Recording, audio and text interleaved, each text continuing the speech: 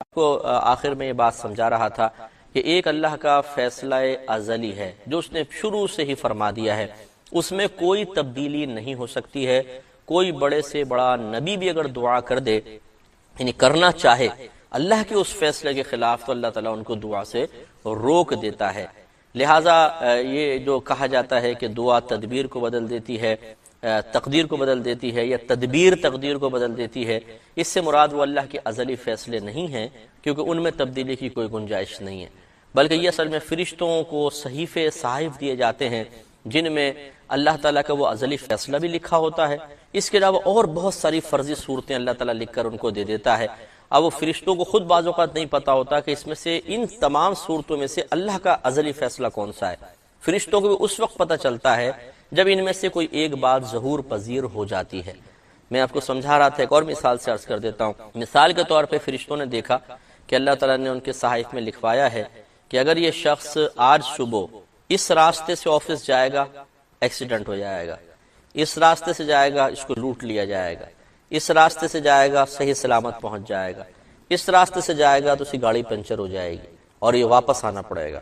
بس یہ 4 آپشنز لکھے ہوئے ہیں۔ اب فرشتوں کو نہیں پتا کہ اس میں سے اللہ کا فیصلہ کیا ہے، اللہ نے اس کے حق میں آج کے دن کیا فیصلہ کیا ہے۔ اب وہ شخص چلا اور مثلا تیسرے راستے سے ہوتا ہوا اپنے آفس تک پہنچ گیا اور وہ آفس میں بیٹھا ہوا ہے، تو فرشتوں کو پتا چلا اچھا اللہ کا فیصلہ یہ ہے، کیونکہ اللہ کے فیصلے کے خلاف تو ہو نہیں سکتا۔ تو معلوم یہ ہوا کہ 3 اللہ کے فیصلے نہیں تھے، یہ ایک اللہ کا فیصلہ تھا، تبھی وہ وہاں تک پہنچ گیا، کیونکہ وہ اللہ کے فیصلے کے خلاف نہیں کر سکتا، اللہ تعالیٰ کے فیصلے کو رد نہیں کر سکتا۔ یہ تو ایک ہے اس شخص کی اپنی مرضی۔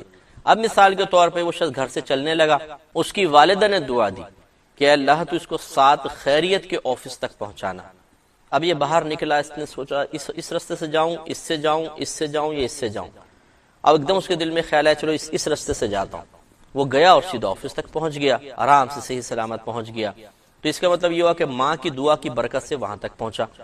جب ماں کی دعا کی برکت سے وہاں تک پہنچ گیا تو وہ 3 جو راستے تھے، جس میں ایک میں جاتا تو مر جاتا، ایک میں جاتا لٹ جاتا، ایک میں جاتا گاڑی پنچر ہو جاتی، وہ 3 تو رد ہو گئے نا۔ تو ہم یہ کہہ سکتے ہیں کہ ماں کی دعا نے یہ 3 یہ جو 4 تقدیریں یا 4 صورتیں لکھی ہوئی تھیں، ان میں سے 3 کو رد کر دیا، ایک پوری ہو گئی۔ لیکن اس میں آپ غور کریں تو ماں کا کچھ بھی کمال نہیں ہے، اس لیے کہ وہ ایک جو پوری ہو رہی ہے وہ تو فیصلہ خداوندی تھا، وہ تو ہونا ہی تھا۔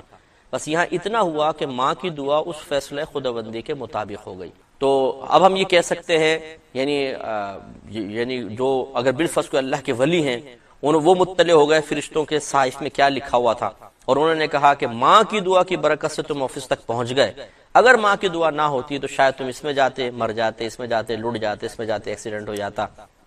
تو اس کا مطلب یہ ہوا کہ ماں کی دعا نے فیصلے کو یعنی تقدیر کو بدل دیا۔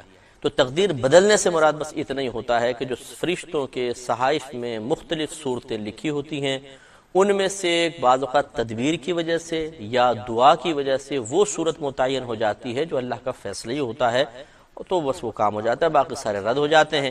ورنہ ایسا نہیں ہو سکتا کہ اللہ نے ازلی طور پہ ایک فیصلہ کیا۔ مثال کے طور پر میرے لیے اللہ کا فیصلہ یہ ہے کہ یہ 50 سال میں مر جائے گا، مثال کے طور پر۔ اب ایسا نہیں ہو سکتا کہ کوئی بزرگ دعا کر دیں تو میں 52 سال تک زندہ رہ جاؤں، میں صدقہ کر دوں تو 53 سال میری عمر ہو جائے، یہ نہیں ہو سکتا۔ کیوں؟ اس لیے کہ اگر ایسا ہو تو اللہ کا فیصلہ 50 سال کا ہے اور بزرگ کی دعا سے کیا ہو گیا 53 سال، تو اس کا مطلب ہے کہ ان کی دعا اتنی طاقتور ہو گئی کہ اس نے اللہ کے فیصلے کو بدل دیا، یہ نہیں ہو سکتا۔ اس لیے جو فیصلہ خداوندی ہے وہ ہو کر رہے گا، اس کو کوئی بھی رد نہیں کر سکتا۔ تیار کرو، لیکن یہ یاد رکھو کہ آخری فیصلہ اللہ کا ہی ہے۔ آپ کو مجھے بھی اس بات کو سمجھنا چاہیے، اگر ہم سمجھ جائیں گے تو نہ ہمیں پچھتاوا ہوگا، نہ ہم ڈپریشن کا شکار ہوں گے، نہ جھنجھلاہٹ پیدا ہوگی، نہ اللہ پہ غصہ آئے گا۔ پہلے سے ہی سب کچھ چونکہ ہمیں پتہ ہے کہ متعین ہے، میرا اور آپ کا کام ہے صبر و سکون کے ساتھ عمل کرنا، کیونکہ ہمارے نبی کریم صلی اللہ علیہ وسلم، دیگر انبیاء علیہ السلام، صحابہ کرام مسئلہ تقدیر کو ہم سے کہیں زیادہ بہتر جانتے تھے۔ تو ایسا نہیں ہوا کہ انہوں نے یہ سوچا ہو کہ جی اللہ تبارک و تعالیٰ نے جو فیصلے کر ہی لیے ہیں، کیا فائدہ کوشش کرنے کا، بیٹھے رہو جو ہوگا دیکھا جائے گا۔ نہیں، انہوں نے کوشش کی، لیکن اس یقین اور اس اعتقاد کے ساتھ کہ نتیجہ وہی نکلے گا جو اللہ تعالیٰ چاہتا ہے، جو اللہ نے فیصلہ کر دیا، ہمارا کام ہے کوشش کرنا۔ تو پس اگر ہر مسلمان یہ اپنا ذہن بنا لے اور عقیدہ مضبوط کر لے، مثال کے طور پہ میں کاروبار شروع کرنے لگا ہوں، میں نے دکان بھی اچھی پسند کی، جو کاروبار کرنا ہے وہ بھی اس کی نوعیت بھی بہترین میں نے طے کر لی، افراد بھی بڑے ماہر قسم کے رکھ لیے ہیں، اور خوب سرمایہ میں نے اس میں لگایا ہے، اور کوئی کمی نہیں چھوڑی ایڈورٹائزمنٹ وغیرہ کے لیے بھی، یعنی جتنی طاقت بشری میں سب کچھ کر لیا۔ لیکن اب جو اصل مسئلہ ہے وہ یہی ہے، اگر میرا عقیدہ درست ہے تو میں پہلے سے ذہن میں بات رکھوں گا کہ جتنی میں نے تدبیر اختیار کر لی ٹھیک ہے، وہ میری طاقت کے مطابق تھی، لیکن ضروری نہیں ہے کہ نتیجہ میری توقع کے مطابق نکلے۔ یہ بھی ہو سکتا ہے کہ اچھا پروفٹ ہو جائے، اور یہ بھی ہو سکتا ہے کہ سارا ضائع ہو جائے، اللہ کا جیسا فیصلہ ہو، کیونکہ ہم اللہ کے فیصلے کو نہیں بدل سکتے۔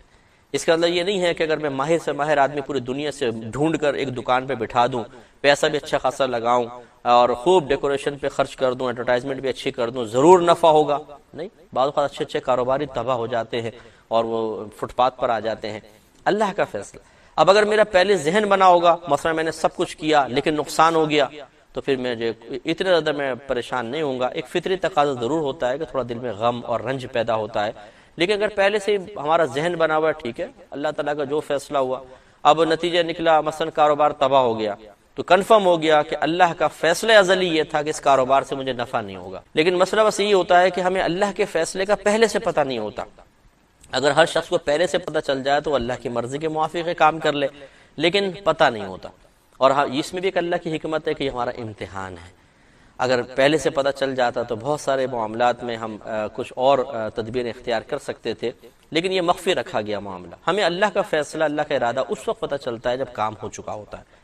مثلا ایک چائے میرے سامنے آ کے رکھی گئی، اب اللہ کا فیصلہ کیا ہے، یہ چائے میرے پیٹ میں جائے گی یا نہیں مجھے نہیں پتا۔ بعض اوقات ایسا ہوتا ہے یہ چائے سامنے آئی، گھروں میں ایسا ہوتا ہے بالکل ہاتھ میں لیے اچانک گھنٹی بجی، کوئی مہمان آ گیا، تو گھر والے کہتے ہیں چائے فی الحال ادھر پہنچا دو، تمہیں اور بنا دیتے ہیں۔ اچھا جی چلیں جی، وہ دے دی ادھر چائے، دوسری چائے بن کر آ رہی ہے۔ اب بالکل چائے تیار تھی، پیٹ میں اترنے والی تھی، لیکن فیصلہ خداوندی یہ تھا کہ چائے وہاں پہنچے گی، اس کی قسمت میں تھی، سامنے سے نکل گئی۔ تو اس لیے اب مجھے پتا چلا، او ہو اچھا، جب یہ مہمان کے سامنے چلی گئی، اس نے پی لی، تو مجھے پتا چل گیا کہ اللہ کا فیصلہ یہ تھا کہ یہ میرے پاس نہیں آئے گی، اس کے پاس جائے گی۔ تو معلوم یہ ہوا کہ ارادہ خداوندی یا اللہ کے جو ازلی فیصلے ہیں ان پر ہم مطلع ہوتے ہیں کام ہو جانے کے بعد۔ اس لیے معلوم یہ ہوا، جب پہلے معلوم ہو ہی نہیں سکتا تو ہمیں دونوں ہی ذہن میں آپشن رکھنے چاہیے۔ مثلا آپ نے ایک رشتے کی بات کی کہیں پہ بچوں کے، بڑا مناسب رشتہ ہے، لڑکا بہت اچھا ہے، اب دونوں آپشن ذہن میں رکھیں۔ یہ بھی ہو سکتا ہے، یعنی دونوں صورتیں ذہن میں رکھیں، یہ بھی ہو سکتا ہے کہ اللہ کا فیصلہ ہو کہ یہیں پہ شادی ہوگی، اور یہ بھی تو ہو سکتا ہے کہ اللہ کا فیصلہ ہو کہ اس بچی کا نکاح، اس لڑکے کا نکاح کسی اور کے ساتھ ہوگا۔ اب چونکہ ہم نے پہلے سے مسئلہ تقدیر پہ غور تو کیا نہیں ہوتا یہ ہے کہ اگر رشتہ ختم ہو جاتا ہے، بات چلی بہت اچھی، پیک تک پہنچی، ایک دم بھائی نہیں نہ ہو گئی، سر پکڑ کے بیٹھ جاتے ہیں، کوئی یہاں پڑا ہوا ہے، کوئی وہاں پڑا ہوا ہے، لڑکی علیحدہ رو رہی ہے کہ اتنا اچھا رشتہ ہمارے ہاتھ سے نکل گیا، پچھتا رہے ہیں، افسوس کر رہے ہیں۔ ارے بھائی، جب اللہ کا فیصلہ ہی نہیں تھا آپ کے یہاں پہ نکاح ہوگا تو کیسے ہو سکتا تھا؟ پچھتانے کا کیا فائدہ؟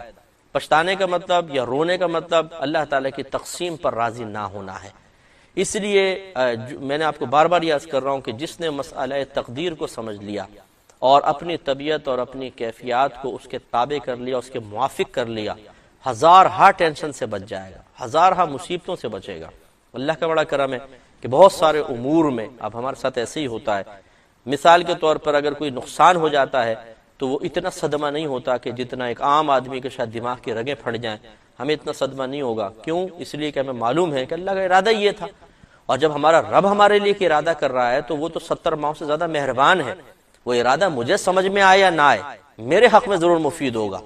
اس لیے کہ ایک ماں اپنے بچے کے لیے اس کے نقصان کا فیصلہ نہیں کر سکتی ہے، اسے تکلیف دینے کا فیصلہ نہیں کر سکتی ہے، تو جو رب کریم، جو ذات مبارکہ 70 ماؤں سے زیادہ مہربان ہے، وہ ہمارے حق میں ہمارے خلاف کیسے فیصلہ کر سکتی ہے اور ہمیں تکلیف کا ارادہ کیسے کر سکتی ہے؟ ضرور اس میں حکمت ہے۔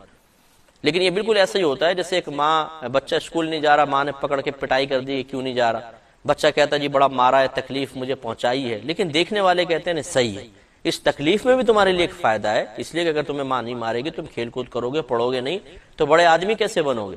یہی ہمارے ساتھ ہوتا ہے کہ بعض اوقات اللہ تعالیٰ جو ہمارے حق میں فیصلے کرتا ہے وہ بہت نفیس ہوتے ہیں اور بڑے حکمت والے ہوتے ہیں، لیکن اس کی حکمت کی گہرائی تک ہم نہیں پہنچ پاتے، اور جو بچوں کو ایسا ذہن رکھتے ہیں وہ پھر رونے لگ جاتے ہیں، یہ اللہ نے کیوں کر دیا، ایسا کیوں ہو گیا، کاروبار میں ترقی کیوں نہیں ہو گئی، میری نوکری کیوں چھوٹ گئی، کیوں کا سوال وہاں پیدا ہوتا ہے جہاں عقیدہ کمزور ہوتا ہے، جہاں پہ طبیعتیں اللہ تبارک و تعالیٰ سے ابھی کامل طور پہ موافقت نہیں رکھتی ہیں، اس کے فیصلوں سے موافقت نہیں رکھتی ہیں، تو پرابلمز ہوتے ہیں۔ اسی میں لوگ خودکشیاں کرتے ہیں۔ آپ دیکھیں کتنے لوگ خودکشی کیوں کرتے ہیں؟